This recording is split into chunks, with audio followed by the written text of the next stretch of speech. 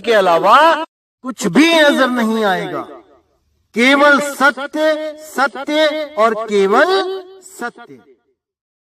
तो क्या कहती है वाणी? साधो बाई वह पद करहु विचारा, जो तीन लोक से न्यारा। क्षर अक्षर 34 में कहिए, सहस नाम तेहि माही। नी अक्षर वह जुदा रहत है, लिखे पढ़े में नाही। देखिए कितना क्लियर है। अगर ये पढ़ के भी, अगर मेरे पढ़े लिखे भाई जो पढ़ सकते हैं, अगर वो इसको पढ़ने के बाद भी विवेक नहीं लगा पाए तो कोई फायदा नहीं उनका पढ़े लिखे होने का।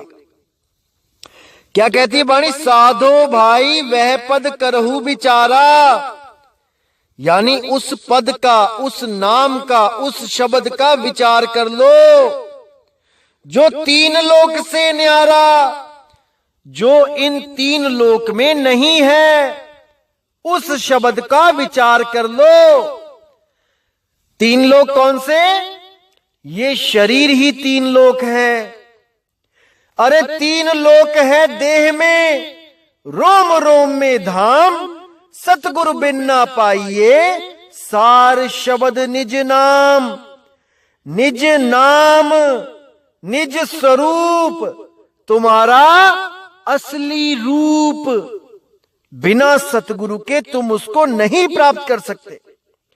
जब तक तुम्हें अपने निज रूप का ज्ञान नहीं हो गया, तुम अपने आप को ये शरीर ही मानते रहोगे, या फिर इस शरीर को छोड़ के जो सूक्ष्म शरीर निकलते हैं, तुम अपने आप को वो सूक्ष्म शरीर मानते रहोगे। और जब तक तुम अपने आप को सूक्ष्म शरीर मानोगे, ये काल तुम्हें तपतशिला पे भून भून के खाता रहेगा, क्योंकि ये शरीरों को ही खाता है, आत्मा को ये पकड़ भी नहीं सकता, बिल्कुल छू भी नहीं सकता। इसीलिए कबीर साहब कहते हैं, भाई तुम जल्दी से जल्दी अपने आत्म स्वरूप को प्राप्त कर लो, ताकि ये काल तुम्हें हाथ भी ना लगा पाए। इसलिए तुम देह को त्याग के उस विदेह नाम का सिमरण करो, उसका ध्यान करो। अरे शब्द शब्द सब कोई कहे, वह तो शब्द विदेह। जीवा पे आवे नहीं, निरख परख कर ले। वो जीवा पे नहीं आता, वो बोलने में लिखने में नहीं आता, पढ़ने में नहीं आता भाई। तो क्या कहते हैं पलटू दास जी? क्षर अक्षर 34 में कहिए, सहस नाम तेहि माही। यानी क्षर और अक्षर। क्षर यानी ये नाशवान शरीर, जितनी भी कोई चीजें हैं, जितने भी नाशवान चीजें हैं, वो क्षर होती हैं। उन क्षर वस्तुओं के जो नाम हैं वो भी 34 में हैं। और अक्षर, जो अक्षर हैं, जैसे अ आ इ ई उ ऊ स्वर व्यंजन, ये भी 34 हैं। अगर स्वर और व्यंजन को अलग अलग कर दो तो, और सबको मिला दो तो ये 52 हो जाते हैं। ये अक्षर और शब्द को ही नहीं समझ पा रहे हैं अधूरे गुरु। फर्स्ट क्लास का बच्चा भी आपको बता सकता है कि अक्षर क्या होते हैं और शब्द क्या होते हैं, लेकिन ये 60-60 साल के ये अधूरे गुरु नहीं समझ पा रहे हैं कि अक्षर में और शब्द में क्या फर्क होता है। अरे भाई, बचपन में हम लोग भी पहेलियां बोलते थे। 3 अक्षर का मेरा नाम, उल्टा सीधा एक समान। कोई बोलता था डालडा, चाहे इधर से पढ़ लो चाहे उधर से पढ़ लो, 3 अक्षर डाल डा, दोनों तरफ से एक ही नाम बनेगा, डालडा। और कई उसको बोलते थे कनक, चाहे इस तरफ से पढ़ लो चाहे उस तरफ से पढ़ लो, ये 3 अक्षर का नाम होता है। यानी 3 अक्षर से एक शब्द बना है, 3 शब्द से एक अक्षर नहीं बनता। 2 अक्षर का भेद बताए, इसका मतलब ये नहीं कि ओम सोहम। अरे ओम भी 3 अक्षरों से बनता है, आ ओ म, और जब चंद और बिंदी लग जाती है तो ये 5 अक्षरी मंत्र बन जाता है। लेकिन ये अधूरे गुरु इस भेद को भी नहीं जानते। ये आपको बोलेंगे कि 2 अक्षर का भेद बताए, ओम और सोहम। अरे भाई, 2 शब्द का भेद बताए नहीं बोला गया है, अक्षर बोला है। अक्षर अक्षर इकाई होती है, वर्णमाला की इकाई, और अक्षरों को मिलाकर शब्द बनता है। इतनी सी बात भी नहीं समझ आई और सारे जहान का ठेका लेके बैठ गए मुक्त करने का। इसी को नानक साहब ने बोला है, जे तू पढ़िया पंडित बिन 2 अक्षर 2 नामा। 2 अक्षर की बात करिए, 2 अक्षर। एक अक्षर वो जो वर्णमाला की इकाई होती है, अ आ इ ई का ख ग घ अंगा, और एक अक्षर इस आत्मा को बोलते हैं, इस अविनाशी आत्मा को अक्षर बोलते हैं संस्कृत भाषा में। जे तू पढ़िया पंडित बिन 2 अक्षर 2 नामा।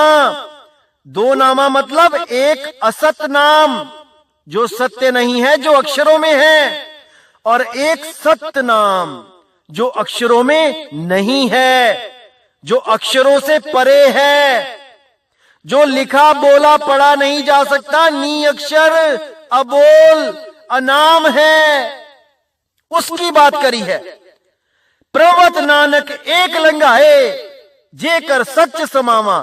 वो एक अक्षर अविनाशी आत्मदेव, अगर उसको तुम सिमरण में ले आओगे, उसका सिमरण करोगे, तो तुम काल के जाल से बाहर हो जाओगे। और जैसे ही आप आत्म अवस्था को प्राप्त करोगे, आप में ही परमात्मा का निवास है। आत्म में ही राम, राम में ही आत्म।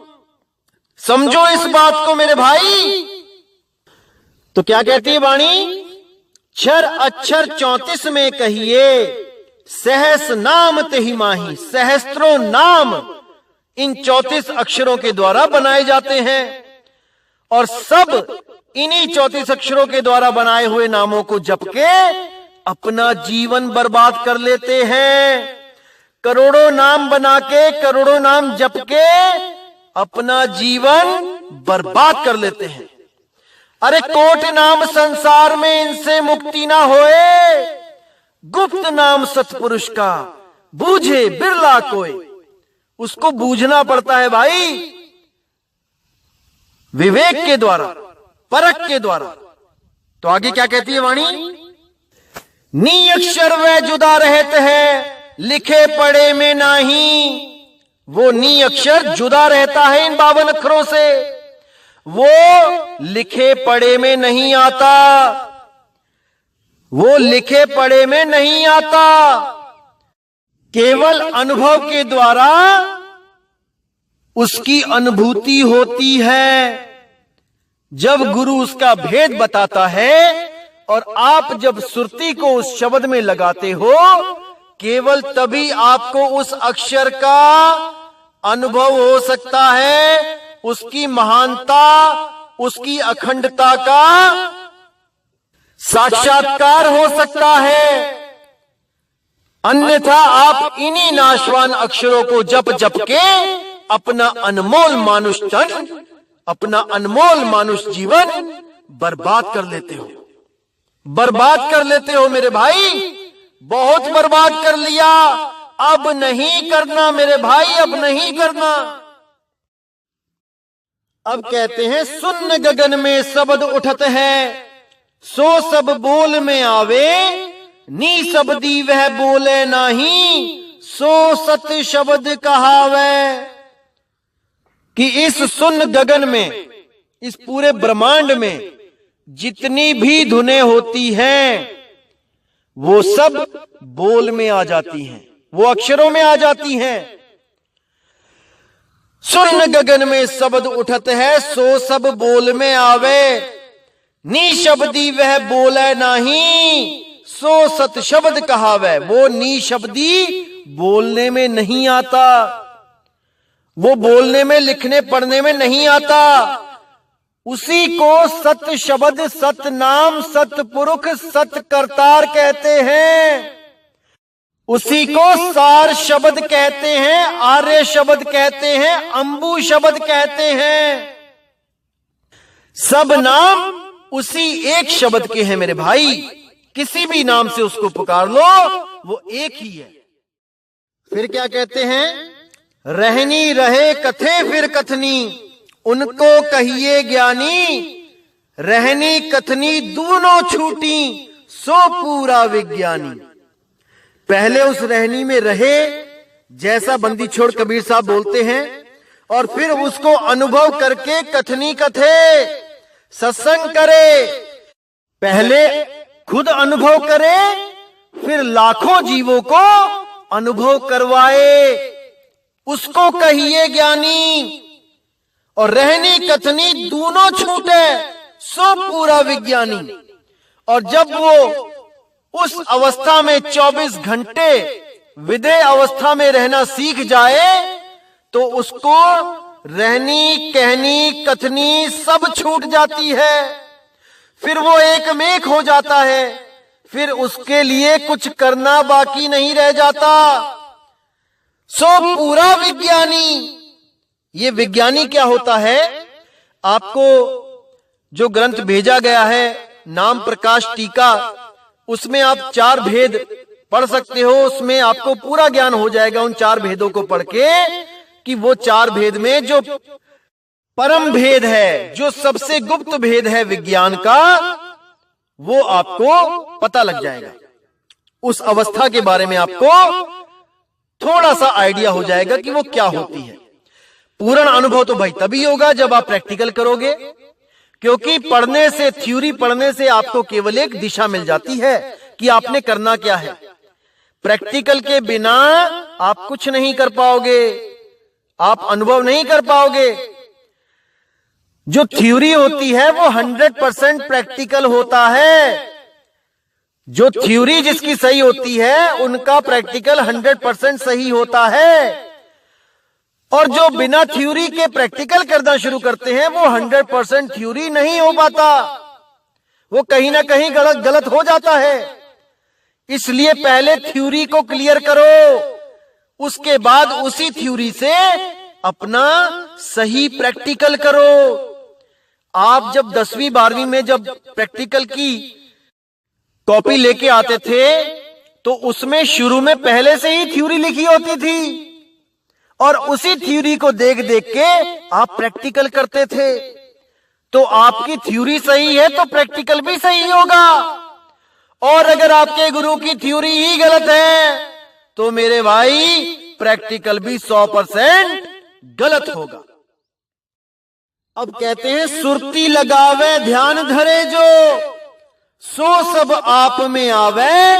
सुरती ध्यान एको में नहीं, सो अजपा कहवावे। अब देखो कितना क्लियर है यहां पे।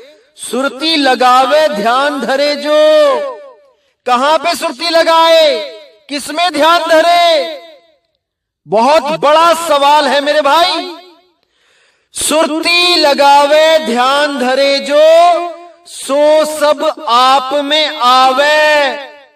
जो भी उसमें सुरती लगाएगा, जो भी उसमें ध्यान धरेगा, किसमें? अपने निज रूप में, अपने निज शब्द में, अपने निज नाम में, सो सब आप में आवे। वो सब अपने आप में स्थित हो जाएंगे। अब उनकी सुरती नहीं भटकेगी। इसीलिए नानक साहब ने बोला, सोहम आप पछाणिए, अवर की करे कराए, और मिलिया का क्या मेलिए, शब्द मिले पते आए। जब वो बंदी छोड़ शब्द देगा, वो सतगुरु, वो मालिक शब्द देगा, तब आपने अपनी ही सुरती अपने निज नाम में टिका लेनी है। किसी और का नाम नहीं जपना है भाई, नहीं जपना है।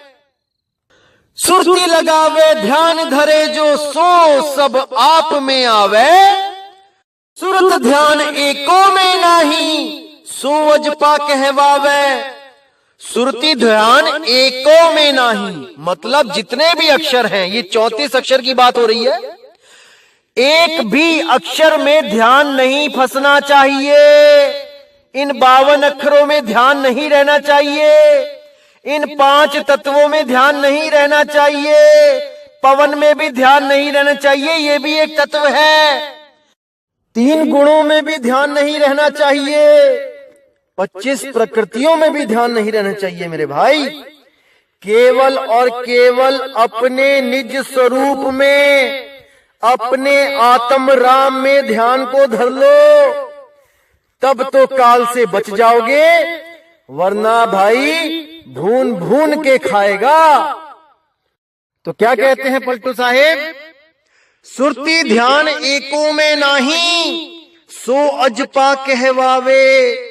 अजपा जाप वो है जो अक्षरों में बिल्कुल सुरती ना हो, कोई श्वास में सुरती ना लगी हो, किसी अक्षर मंत्र में सुरती ना लगी हो, केवल और केवल शब्द गुरु में, तब तो वो अजपा है।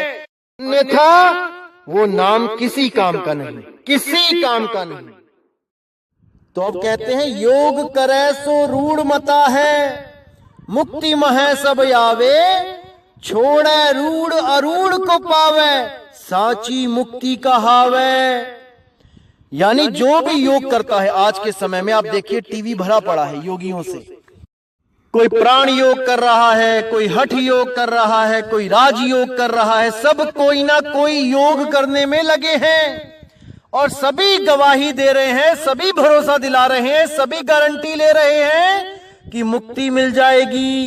देखिए आज जो बाबा केवल प्राणायाम भी सिखाने लग गया किसी को, वो भी कह रहा है कि मुक्ति दे दूंगा, जैसे जेब में लेके घूम रहे हैं ये सब मुक्ति को। अरे नहीं भाई, इन योग रूढ़ से मुक्ति नहीं मिलेगी, इन हठ योग से मुक्ति नहीं मिलेगी। छोड़े रूढ़ अरूढ़ को पावे, उस हठ योग को, उस प्राण योग को छोड़े और उस अरूढ़ को, अरूढ़ मतलब सहज, जो हठ योग, प्राण योग, राजयोग से न्यारा है, वो सबसे न्यारा है। लेकिन दुविधा में है जीव, क्योंकि आजकल सहज योग के नाम पे भी ये लोग कुंडलिनी जागरण करवा रहे हैं। बोर्ड लगा देंगे अपने आश्रमों के बाहर, सहज योग, और जब अंदर जाओगे तो आपकी कुंडलिनी जागरण करवाते, आपको मंत्रों का जाप करवाते, आपको इन चक्रों की साधना करवाते दिखाई देंगे। ये मूर्ख बना रखा है दुनिया को, मूर्ख। लेकिन मेरे भाई अब नहीं बनना है, अब हर चीज को समझ लेना है, हर चीज आपको पता होनी चाहिए, ताकि आपको कोई भ्रमित ना कर पाए। तो क्या कहते हैं, छोड़े रूढ़ अरूढ़ को पावे, साची मुक्ति कहावे। जब आप उस सहज योग को, उस सहज अवस्था को, उस सहज शब्द को प्राप्त कर लोगे, तब आपकी सच्ची मुक्ति होगी, साची मुक्ति हो जाएगी। कभी जन्म मरण में नहीं आना पड़ेगा, इंसान का जन्म भी नहीं मिलेगा, देवी देवता भी नहीं बनोगे, हमेशा हमेशा के लिए मुक्ति मिल जाएगी, हमेशा के लिए मेरे भाई। इसलिए पूरा विवेक लगा दो इस सत्संग को समझने के लिए। भ्रमित बिल्कुल नहीं होना है इन 34 अक्षरों में, इन 52 अक्षरों में। 34 52 एको जान, ये दोनों ही एक हैं भाई। इस भ्रम में मत रहो कि वो सारनाम 52 अक्षर यानी कि संस्कृत भाषा के ग्रंथ में नहीं है, या 34 अक्षर मतलब कि हिंदी भाषा में है। ये बिल्कुल भरम जाल है, इसमें से तत्काल खुद को निकाल लो, निकाल लो इस भरम जाल से अपने आप को बाहर, और उस सच्चे शब्द की खोज में लग जाओ भाई, उस सतगुरु की खोज में लग जाओ, उस शब्द गुरु को खोज लो मेरे भाई, समय रहते खोज लो।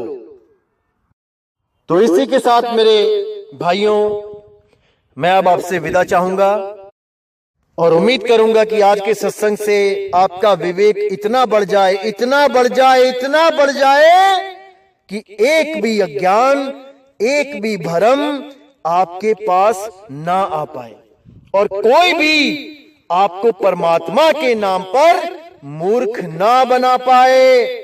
इतना समर्थ कर दे आपको वो बंदी छोड़ कि एक एक वाणी आपके दिमाग में ऐसी फिट हो जाए कि कोई भी कालदूत आपको भ्रमित ना कर पाए। आपकी मुक्ति के रास्ते में इन 52 अक्षरों का, इन 34 अक्षरों का कोई भी रोड़ा ना अटका पाए। आप कोने से निकल जाओ, साइड से निकल जाओ, इन 52 अक्षरों के, इनके चक्कर में मत पड़ना, मत पड़ना मेरे भाई, मत पड़ना। तो इसी के साथ दोस्तों मुझे विदा करें। जय गुरु बंदी छोड़ वैराग साहिब, जय गुरु बंदी छोड़ साधु शरण साहिब, जय गुरु बंदी छोड़ पलटू साहिब जी, जय गुरु बंदी छोड़ बाबा नानक जी, मेरे गुरु अंगद देव जी, जय जय बंदी छोड़ सतगुरु सत्य कबीर साहिब की सदा ही जय हो, सदा ही जय हो मेरे मालिक की साहिब बंदगी सतनाम।